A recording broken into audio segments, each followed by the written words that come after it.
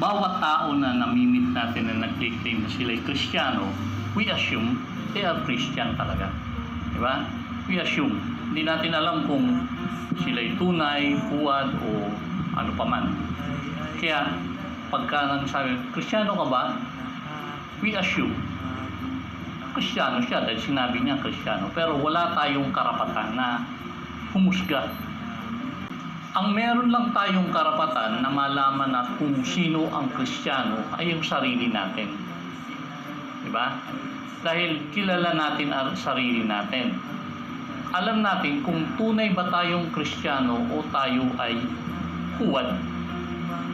Ang nakakaalam lang na tayo ay tunay o huwad, ang sarili natin at ang Diyos. Wala nang iba.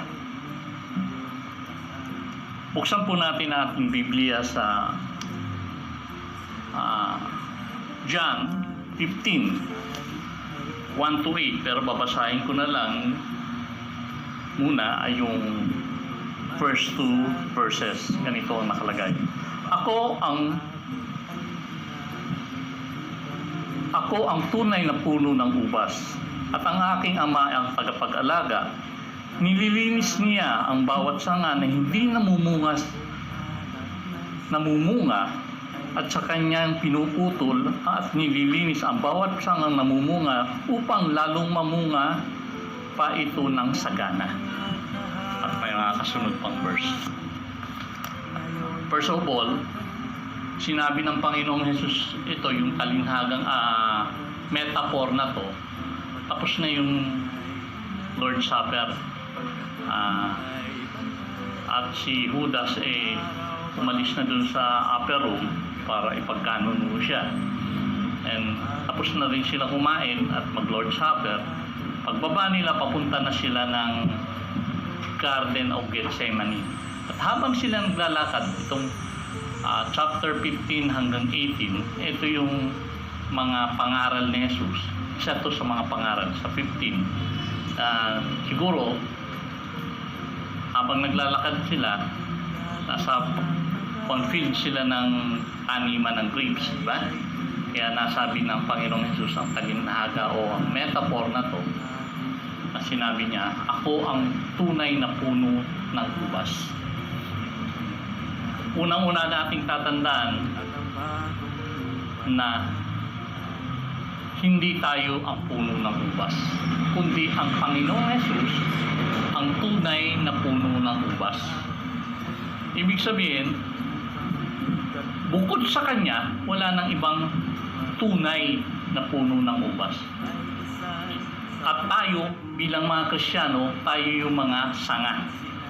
At pag hiwalay tayo sa Kanya, sabi ng Panginoong Jesus, wala tayong magagawa.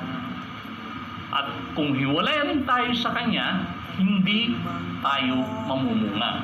At pagputol tayo sa Kanya, ito'y malalanta at matutuyo at ihahagi sa apoy. Malinaw doon na ang isang Kristiyano ay ang tunay na Kristiyano ay yung nakakabit sa sanga. Yung sanga niya, siya ay nakakabit doon sa puno ng tunay na ubas at namumunga. Pag tinanong ngayon kung sino yung Kristiyano at saka hindi Kristiyano, kadalasan pag tinanong mo ngayon tao, Kristiyano ka ba? Ang pumapasok sa isip ng tao ito, nagsisimba ako. Diba? Ang Kristiyano nagsisimba. Pangalawa, nananalangin to. Pangatlo, nagbabasa ito ng Biblia. Nabautismuhan to. Gumagawa to ng mabuti.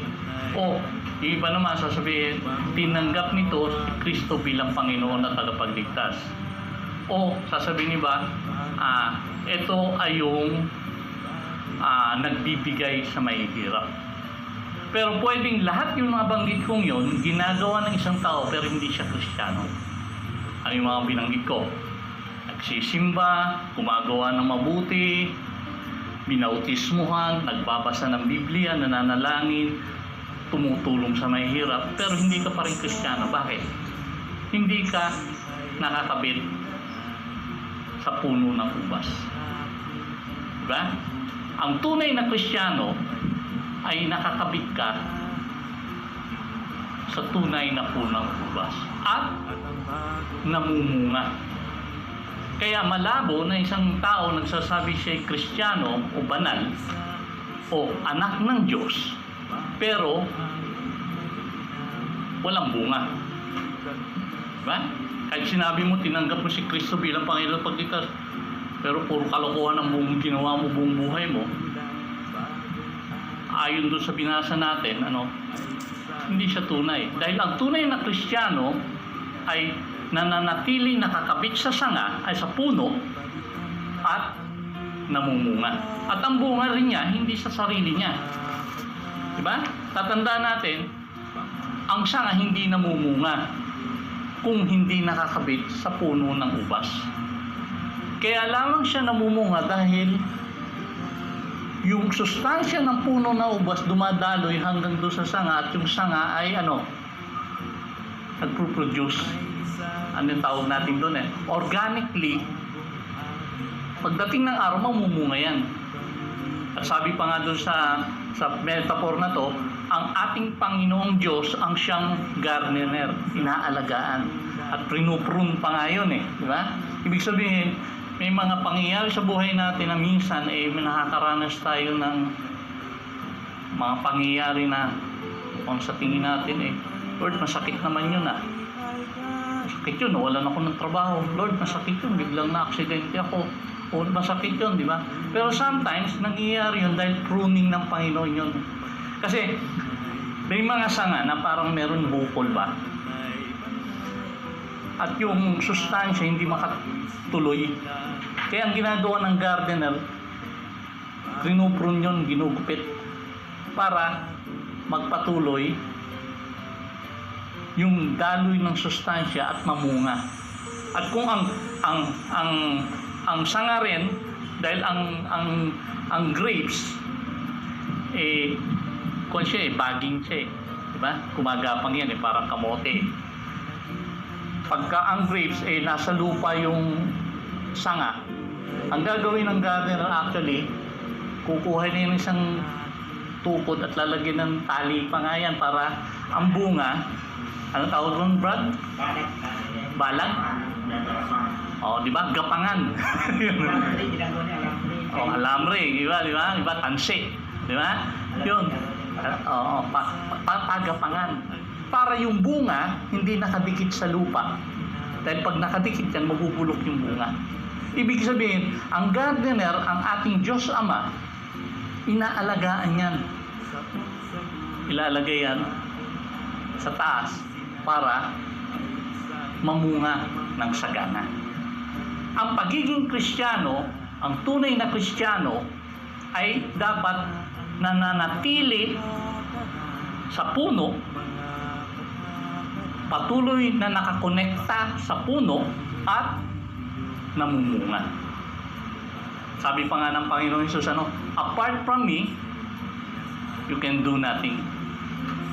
Brad, pwede naman isang taong hindi nakakabit kay Jesus maging mabuting tatay totoo yun. O sumikat, totoo yun. O yumaman, totoo yun. Diba? O maging tanyag, o mayroong malaking ministry, totoo yun. Pero in a long run, lahat yan walang kabuluhan.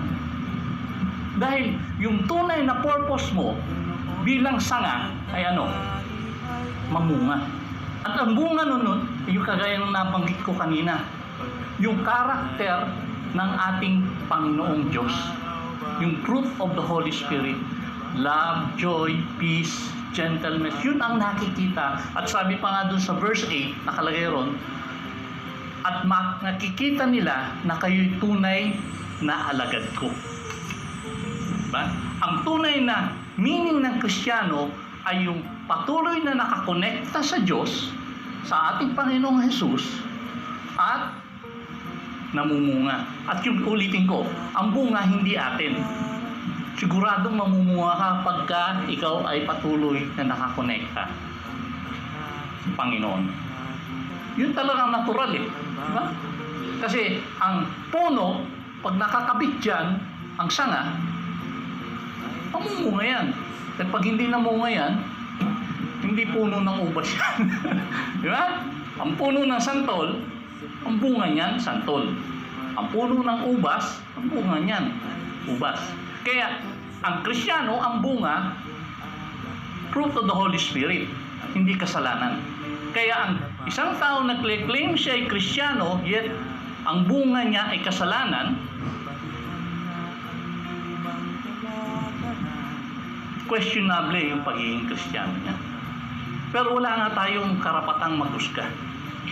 Dahil tayo lang malalaman lang natin ang ating sarili kung tayo Kristiyano, at ang kapwa natin, malalaman natin sila, sarili nila kung sila'y Kristiyano. Sila lang. Pero dapat, ang tunay na Kristiyano, namumunga. Kasi ngayon, sa panahon natin ngayon, lahat nag-claim Kristiyano. Diba? Ay, ang laki ng ministry ko! Kristiyano ako! Tapos bukas nasa news. Di ba? Oh, ang laki ng Kristiyano ako. Namimigay ako sa simbahan, linggo-linggo. Libo-libo pa. Pero ang negosyo, wedding. Ang tunay na Kristiyano ay nakikita niya ang Diyos. Oo, di ba? Patuloy na nakakonekta ang Diyos sa Kanya. Di ba? Ang tunay na Kristiyano, patuloy na nakakonekta siya sa Diyos. Pag hiwalay ka na sa Diyos, questionin mo na sarili mo. Baka putol ka na sa puno ng ubas. Wala na sa iyo. Oo, wala na. At mukha kang buhay pa dahil siyempre hindi naman agad nalalantayan eh. Pero pagdating ng panahon-panahon, lanta na yan, tuyot na yan. At maraming ganon. Nagsimula ng tama, tunay na Kristiyano, mukhang tunay na Kristiyano noon, tinanggap si Kristo. Sabi pa nga nila, tinanggap si Kristo bilang Panginoon at tagapagligtas. Pero, nung huli-huli na, may sungay na. Diba? Kasi, malinaw yun. Ang tunay na Kristiyano, stay nakakonekta sa puno ng ubas at namumunga. Diba? Kaya mas maganda yung meaning ng Panginoong Hesus kaysa sa yung meaning na nakikita natin sa dictionary o ng isang pastor o ng sino mang tao na mangangaral Sabi, ang Kristiyano, ganito, ganito, ganito. Dito malinaw sa John 15 ang tunay na alagad ko ay yung nananatili sa akin at namumunga. Pwede, again, madalas kong gamitin yung word, pwedeng balik-baliktarin nila ito, twist nila to at mapaniwala nila ang sarili nila na hindi ito totoo. Pero yun pa rin ang nakasulat sa salita ng Diyos. Ang tunay na Kristiyano nakakabit sa puno ng ubas. Dahil kung hindi, kung ano ang paniniwalang meron ka, check mo. Baka sa'yo lang yun. Pero sa Biblia, sa Diyos, pag wala ka ng connection sa Diyos, paano mo nasabing Kristiyano ka pa? Diba? Malinaw yun Pwede noon, 30 years, 20 years, o 1 year ago, tama yung relasyon mo sa Diyos. Pero ngayon, dahil nga hindi ka nakakonekta na at hindi ka na namumunga, kaya pinacheck lang uli sa atin ng Panginoon kung Kristiyano ba tayo o hindi, kung patuloy tayo nakakabit sa Kanya at patuloy na nag-aaral sa Kanya. Yun lang po.